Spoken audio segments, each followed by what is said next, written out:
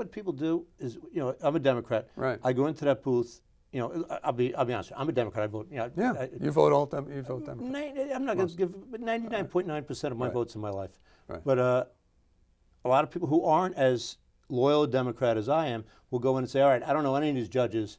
Right. I'm just voting the Democrats for judges. Right. Now I've known something about these other candidates. I'll skip around. Right. And the shame of that is that a really good judge, Right. A Republican named Angelillo. Angelillo. Angelillo. Yeah, I know. He lost. He lost. Yes. By all reports from even every Democrat I know, know. said this guy's a good judge. I know. As a matter of fact, I tried to tell my wife to vote for him before, and I just vote. She's a Democrat. She voted all Democrat. I said, come on. At the risk of being drummed out, I did vote for him. Okay, there you go. But they have a a disadvantage. They're allowed to campaign, but they're not allowed to really campaign. Yeah, right. And they can't. They don't have judge debates, and they don't have. They have a certain amount of money that they spend on. Maybe an ad or two. By the way, he had the cutest ad of all. I mean, if you want, he had one commercial where he's talking to a kid to pronounce his name right. As a matter of fact, and it's actually Could have been me. Yeah. But it was actually pretty cute. But yeah, I mean, it's a shame. Because that 9th Judicial District is It's huge. It's huge. People just don't know these guys. No. I did this election quiz just as a joke, kind of a thing for the website, lohud.com, and in the paper too. And it was mostly funny stuff, and it was 20 questions. And the bonus question I had was, name a judge running in the 2013. And then I said, just one. Yeah. You're right, and it's a shame because a good guy like that didn't get in. Yeah. So. Okay, so we go back with the players pretty much remaining the same. Mm-hmm. What do you think happens to things like the HUD settlement? Does Astorino now play ball, or now that the election's over? Well, I think that you know what my gut tells me that's going to be a 4-year fight. I think it's just going to continue. I just do. It's a losing fight. Yeah, I mean, there's two, as you know, there's two facets to it. It's the building of the affordable, was 750 affordable housing units, which, he successfully conveyed to voters that he's carrying out. They got 400 done or something like that. They're ahead of schedule.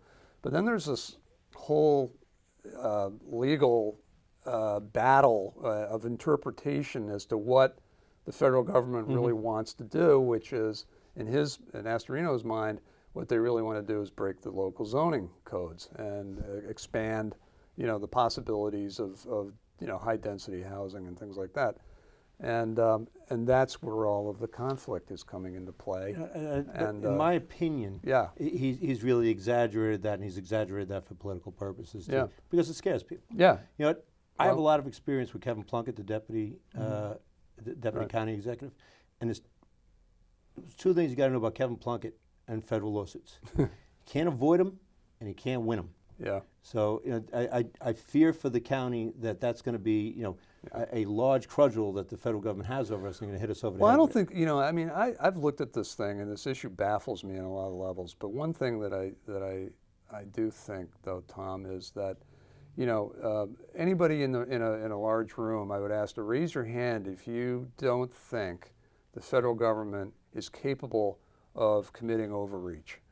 I don't think you get too many hands raised. So, I think that the doubt that a lot of people have about the federal government worked in Astorino's favor. I think you're right, and I think he exploited it. Plus, and he did. But I'd also add the word fair housing and affordable housing also stirs up other fears among people. Well, of course. Well, there's the racial. There's always there's a subtext of it's of the race. dog whistle of absolutely.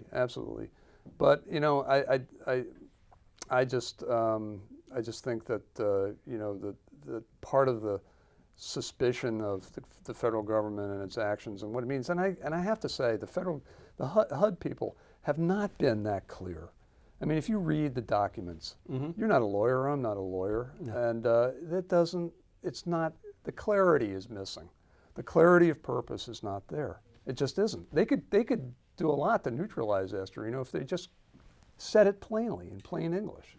Well, they did come in and have a press conference and say, this isn't what we're really saying. And, so, okay. But it's It's hard because everybody has a different view of affordable housing. Everybody has a different view. You know what? Well, some people might say affordable housing is what I can afford to buy. Yeah, You know, yeah. in a free market system. Right, You know, right. But But then, I mean, like, in Westchester County, you and I both know, we're not rich men. It's hard to live here. it is. Unless there's some, It is. yeah. So we might have That's a true. situation where our teachers, our firemen, our sanitation workers now have to come from, I don't know, Dutchess County to come down. Well, I think what's interesting, we can really get into the weeds on this one. Yeah. 20 years ago when they were talking, even longer, in the 80s when they were talking about affordable housing, I remember when they were talking about converting the old Larchmont Motel up on the Boston Okay. Post Road. Yeah. What to do with that. It had become a drug den. There was a lot of Right. crime going on there.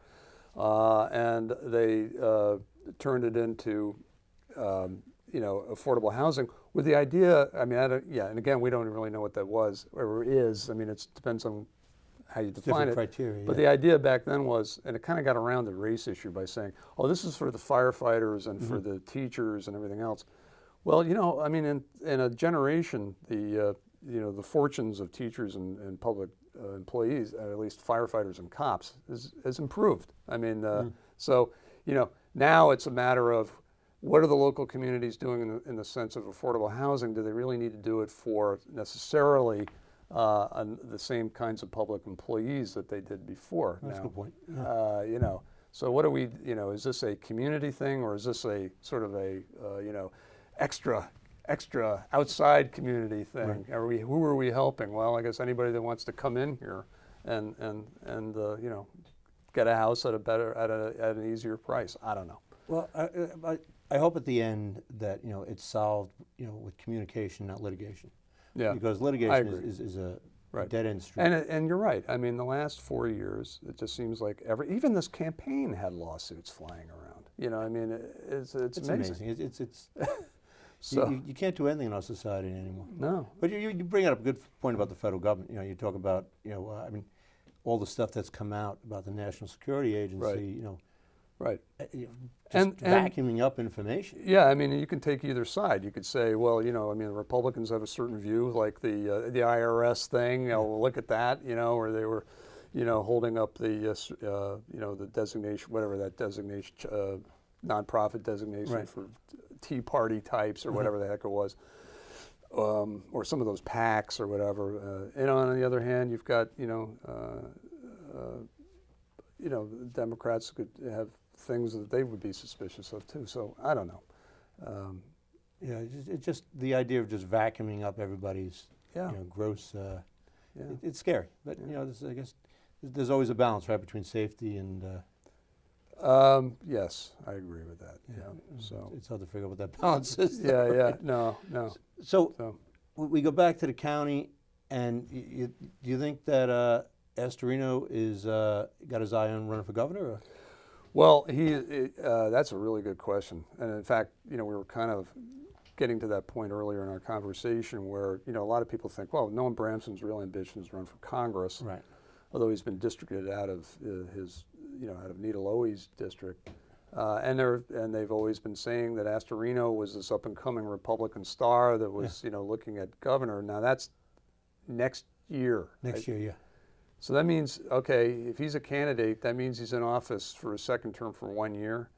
I'd be surprised if he, Yeah, you're right. they may try to twist his arm to run, but And it's That'd be- hard to run two campaigns year. I mean, on a personal Exactly. level, it's a Now, lot on a family. I will say this: he's got a lot of extra money laid over from this last race.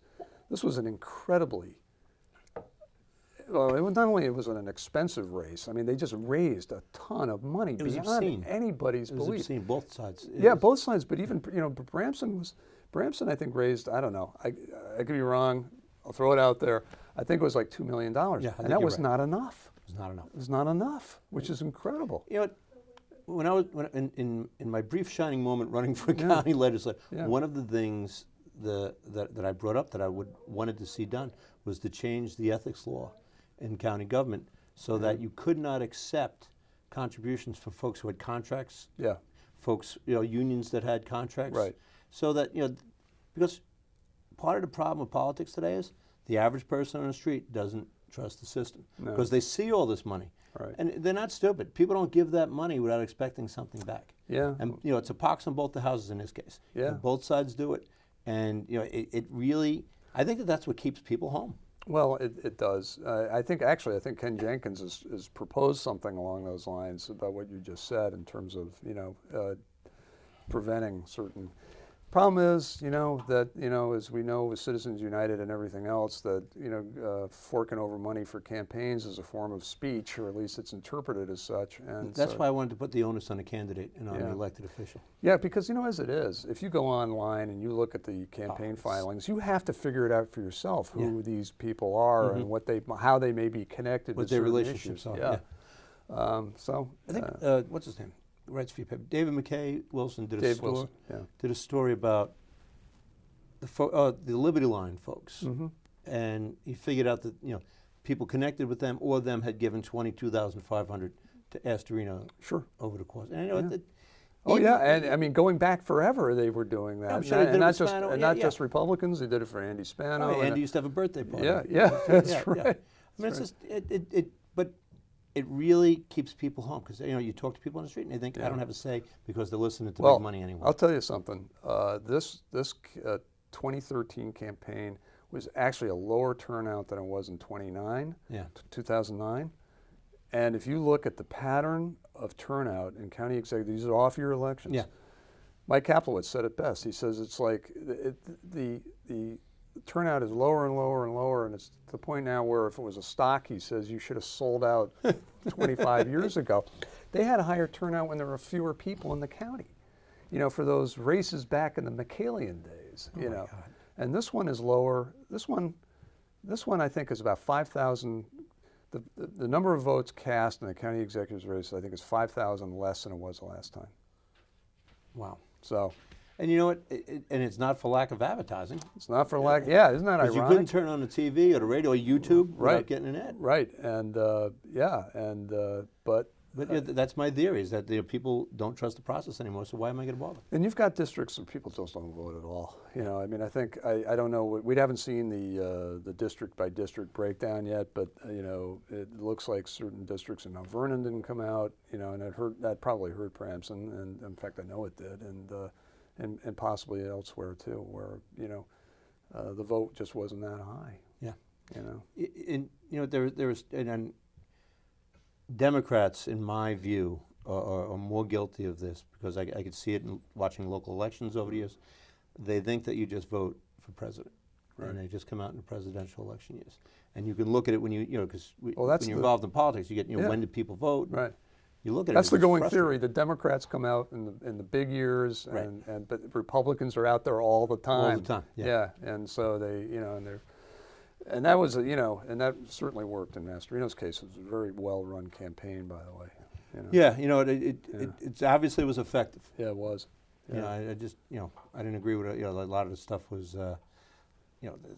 fair campaign practices and all of that. But you get back to is he running for governor? Anybody that's going to, I mean, in my opinion, anybody that runs for governor in 2014 on the Republican side is going to get slaughtered. Yeah. So that has to. Let's talk about money. Cuomo has like 25 million. Yeah, Yeah. I'm not surprised. Yeah, Yeah, he's- that's amazing. It is. Where did that come from? Well, that's another show. Yeah, that's another show. Listen, we have to wrap this up. Phil, thank you very much. Thanks for It's having me. always a pleasure. It's a pleasure reading your column and watching your live show on Thursdays. Right. And on lohud.com. If you get a chance, turn into Lohud and watch Phil's show. It's always funny and informative. And until the next time, this is Tom Murphy saying have a good night, and we'll see you soon.